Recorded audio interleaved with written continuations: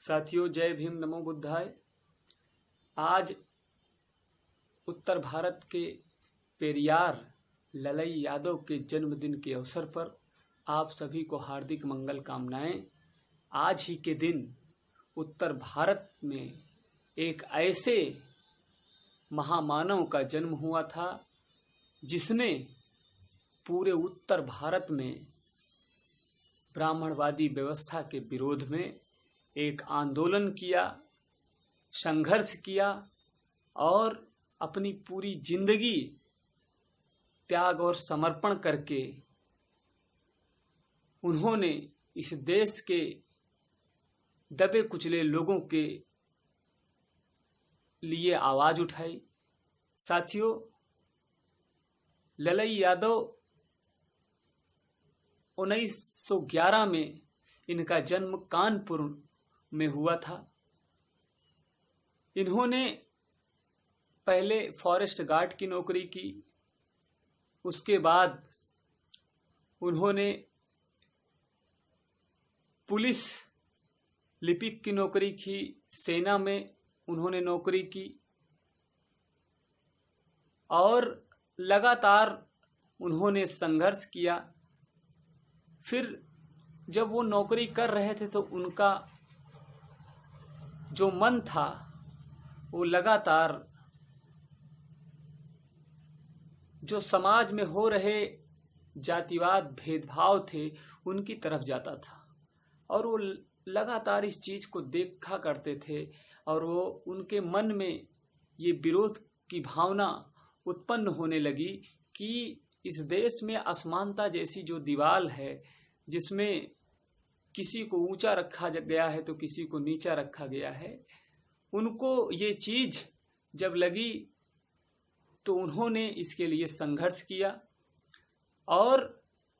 वो लगातार इसके लिए संघर्ष करते रहे। बात 1968 की है, जब ललई सिंह यादव ने, जो दक्षिण भारत के पेरियार थे, ईवी रामास्वामी नायकर, उनकी एक किताब जो रामायणा टू द ब्रीफ नाम से आई थी, जो तमिल भाषा में थी, जो दक्षिण में बहुत ही तेजी से बिक रही थी,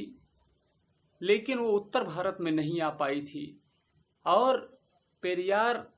ललई यादव ने उस किताब का हिंदी अनुवाद कराने के लिए पेरियार ईवी रामास्वामी नायकर से संपर्क किया और जब उन्होंने संपर्क किया तो उन्होंने इसकी हामी भर दी और वो किताब जो सच्ची रामायण के नाम से ललई यादव ने 1968 में उसको छाप दिया। और जैसे ही छाप दिया, उत्तर भारत में जो हिंदी जगत था उसमें बहुत बड़ा तहलका मच गया, बहुत बड़ा हंगामा हो गया। आनन फानन में सरकार ने उस पे जब्ती का आदेश दे दिया कि तुरंत जो है सारी किताबों को जब्त कर लिया जाए और इसके खिलाफ ललई यादव ने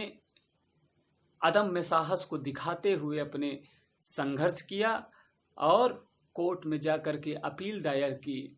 और सुनवाई हुई। सुनवाई होने के बाद ललई यादव का जो पक्ष था वो मजबूत था, क्योंकि उन्होंने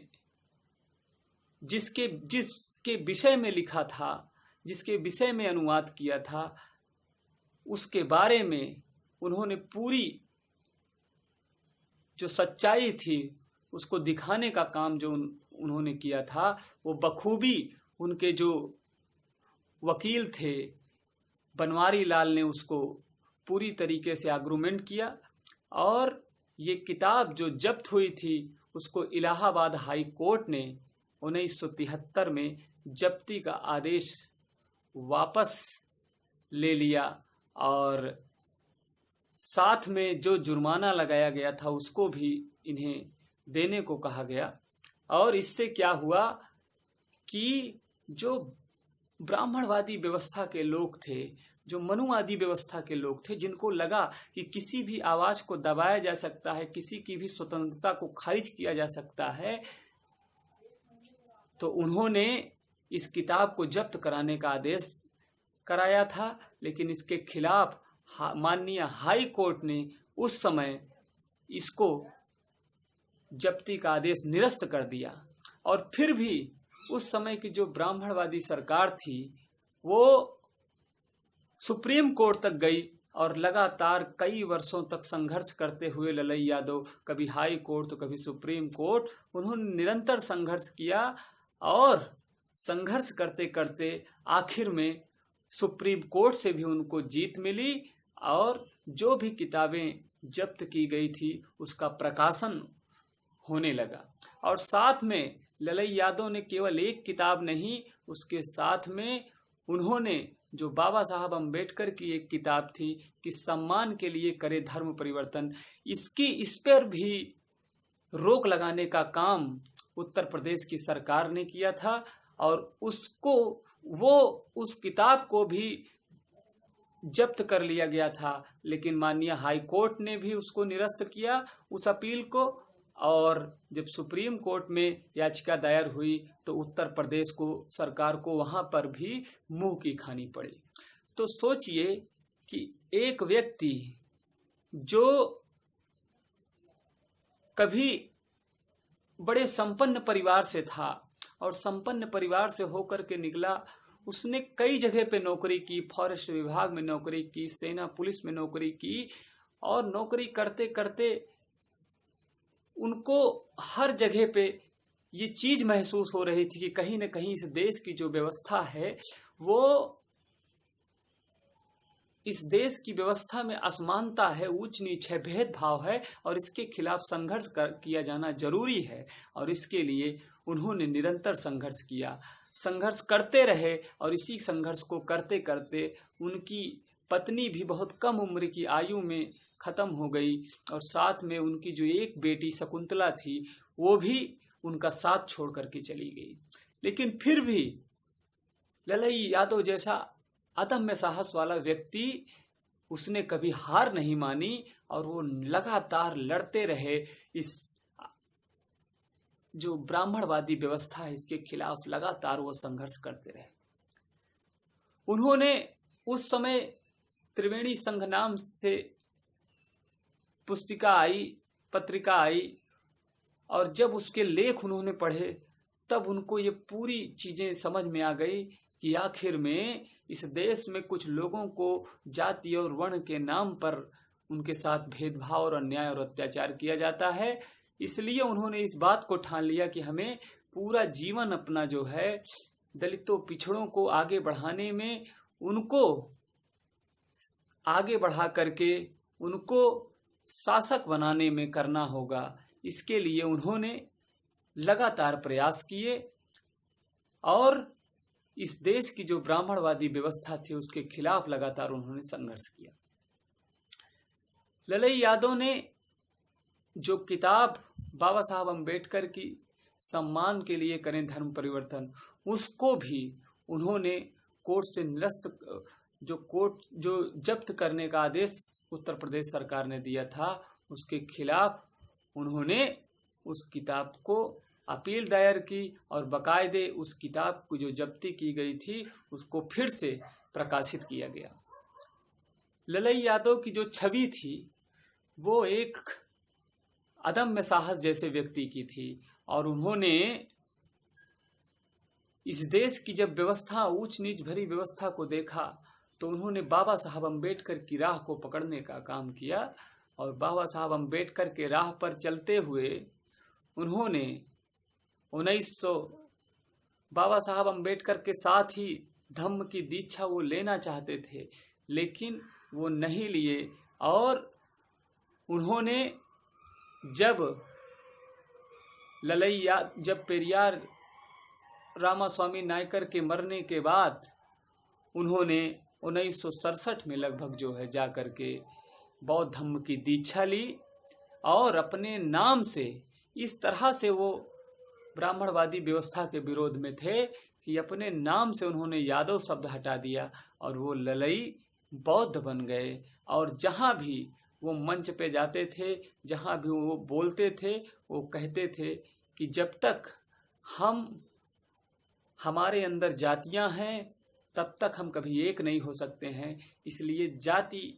से जो चीज़ें हैं उसको हटा देना चाहिए और केवल अपने नाम के आगे बौद्ध लगाना चाहिए, क्योंकि बौद्ध ही से ही हमारा समाज जो है एकजुट हो सकता है और आगे बढ़ सकता है। पेरियार ललई यादव जब ईवी रामास्वामी नायकर उनका जब देहावा आसान हुआ, जब परिनिर्वाण प्राप्त हुए वो, तो उसके 1 साल बाद एक बहुत बड़ा कार्यक्रम हुआ। उस कार्यक्रम में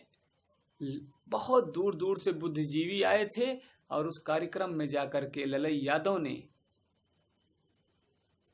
यादव को जब बोलने का मौका मिला, जब उन्होंने इस देश के ऊंच नीच भरी व्यवस्था, पाखंडवाद भरी व्यवस्था, जातिवाद भरी व्यवस्था के खिलाफ बोलने का काम किया, तो वहाँ के जो लोग थे उन्होंने कहा कि हमको अब दूसरा पेरियार मिल गया है, और वहीं से ललई यादव के नाम के आगे पेरियार लग गया। ललई यादव ने जो संघर्ष किया, वो संघर्ष पेरियार, रामास्वामी नायकर, नारायणा गुरु और उत्तर भारत में अछूतानंद, संतराम जैसे कई जो महापुरुष उस समय आंदोलन चला रहे थे, उसी श्रृंखला की एक कड़ी थी जो संघर्ष उन्होंने ललई यादव ने करने का काम किया। आज के दौर में जब समाज तमाम परेशानियों में पड़ा हुआ है, तमाम उसके ऊपर उत्पीड़न हो रहे हैं, कभी जाति के नाम पे, कभी धर्म के नाम पे, तो आज ललई यादव की जो विचारधारा थी वो बहुत ही प्रासंगिक हो जाती है, क्योंकि ललई यादव जैसे महापुरुष जिन्होंने इस व्यवस्था के खिलाफ निरंतर संघर्ष किया और लगातार उन्होंने संघर्ष करके उन्होंने उस व्यवस्था के खिलाफ जीत दिलाई, जिस व्यवस्था के खिलाफ कभी कोई बोलने से डरता था,